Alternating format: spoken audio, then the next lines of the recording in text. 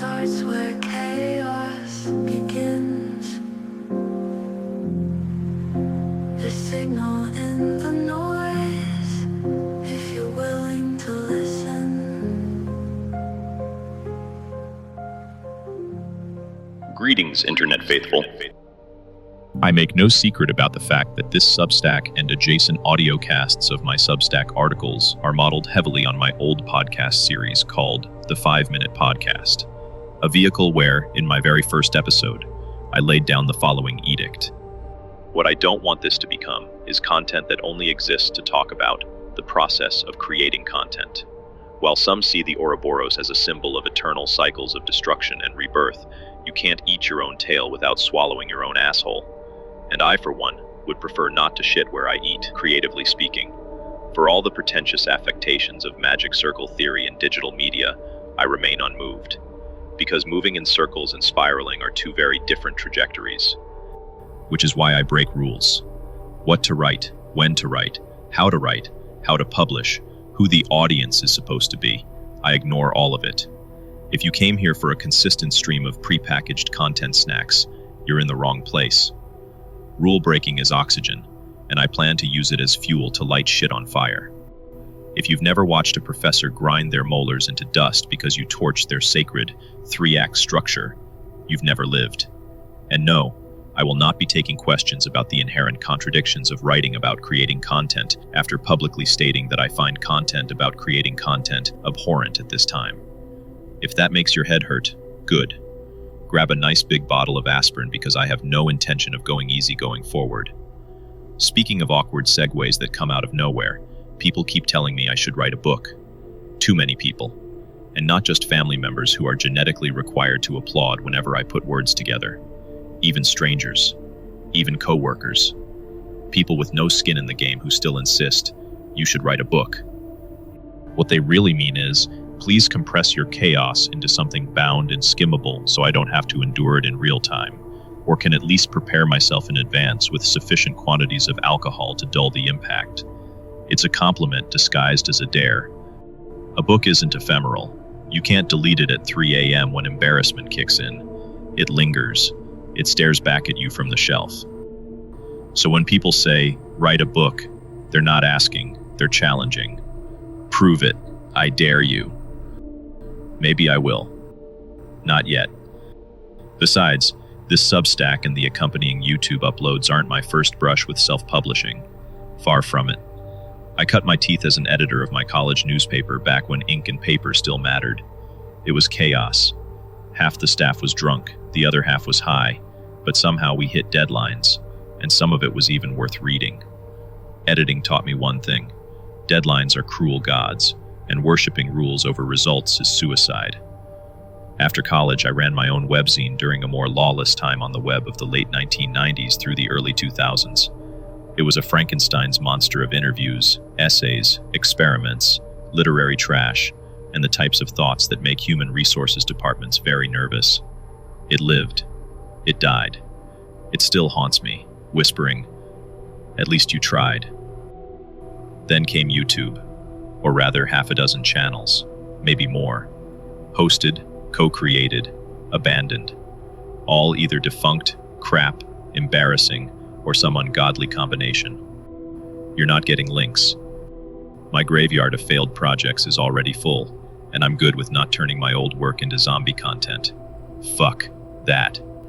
To make a short story long, which is something I'm really good at, the point is, none of this is new. This Substack isn't some miraculous rebirth. It's the latest in a long line of experiments.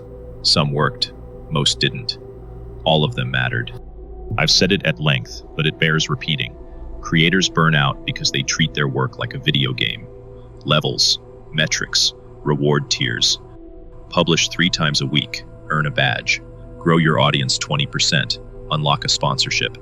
Miss a deadline, back to the bottom of the leaderboard. It's pathetic. It turns art into homework. I didn't crawl back into creating to grind side quests for an algorithm I never agreed to fight. The only way out is ignoring the game. No streaks, no quotas, no desperate clinging to relevance. I create when there's something worth saying, or at least worth yelling into the void. Not because an app flashes time to post, Consistency is the sacred cow of creators. Never miss a Tuesday. Condition your audience. Feed the algorithm. Bullshit. Consistency is for factories. I'm not a factory. I'm a human being with a finite number of breaths and zero interest in churning out content-shaped objects just to hit quotas. If you came here for predictability, bring a snack. You'll starve. Art lives in volatility, in surprise, in the jagged edges of what nobody saw coming. Some weeks, 3 posts. Some months, silence. If that drives you insane, congratulations, you're paying attention. All those dead projects, not wasted. They were curriculum. Every failed YouTube channel, every abandoned zine, every half-finished draft taught me more than the sanitized success stories ever could.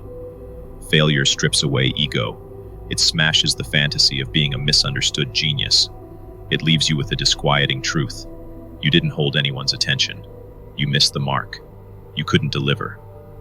Once you swallow that and smile, you're free. Free to try again without the delusion of perfection. Free to experiment without fearing you'll look stupid. And here's the dirty little secret. You will look stupid. Over and over. If you can't stomach that, stop now. You'll never make anything that matters. People ask me, what's the plan? Where's this going? What's the end game? Wrong questions. There is no plan. No end game. The point of this space, this Substack, the YouTube channel, the graveyard of failed projects, is to make things, not to wait for permission, not to ask if it's worth it, not to polish ideas until they're sanitized enough for LinkedIn. Creation is messy. It's embarrassing. It's public failure stapled to private obsession. But it's the only way forward. So let's circle back. The Ouroboros, eternal cycle, eating your own tail, eating your own shit. That's what happens when creators fall into the trap of endlessly talking about creating instead of creating. Content about content about content until all that's left is a hall of mirrors. And I know some of you are already bristling. Isn't this very article a contradiction of your so-called rule? No, that's surface-level thinking. That's cowardice. If all you see is contradiction, you're proving my point. You're refusing to read deeper, because deeper means risking being wrong. This isn't content about content. It's a knife aimed at the jugular of the system that demands creators cannibalize themselves for engagement. If you can't see the difference, that's on you. Maybe I'll write a book. Maybe this Substack becomes part of it. Maybe it all implodes and ends up another corpse in the digital graveyard. Doesn't matter. The point is to keep making, to keep breaking rules, to refuse the ledger, the algorithm, the gamification, the transactional bullshit that turns art into output. If you came here for a brand, you'll only find noise. But if you came for messy, unfiltered, unprofitable creation, welcome. You found the signal. And no, you still don't get the links to my old YouTube channels. Don't ask.